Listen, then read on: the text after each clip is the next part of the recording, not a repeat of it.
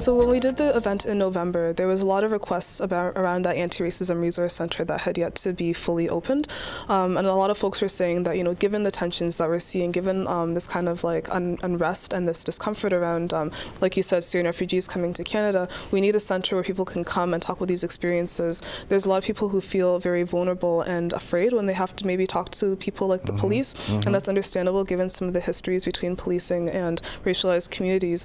And so they want a place to go where there isn't that judgment, where there isn't that sort of fear, and they can talk and maybe get counseling and those kinds of supports. And so we're very happy to hear that the Anti-Racism Resource Center will be opening very soon.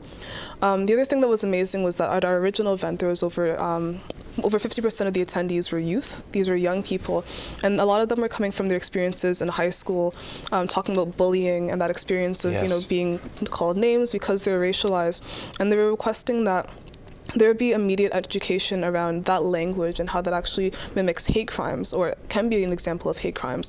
And so in hopes of, connecting this language with these kind of microaggressions, which are, these like name callings and like small acts of violence, young folks will not grow and continue those behaviors, right? Because they'll immediately see that not just as, prejudice, but this is violence. You're causing someone considerable harm, making them not want to come to school, making them really question their identity, right?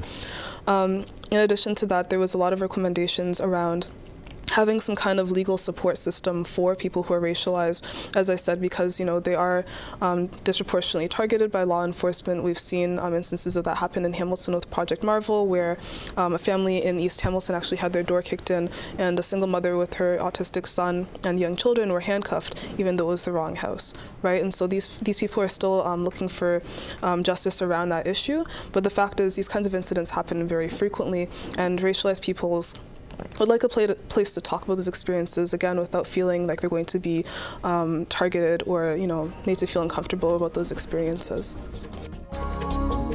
City Matters at noon, 4, 6, and 10 p.m. on Cable 14 and anytime on cable14now.com.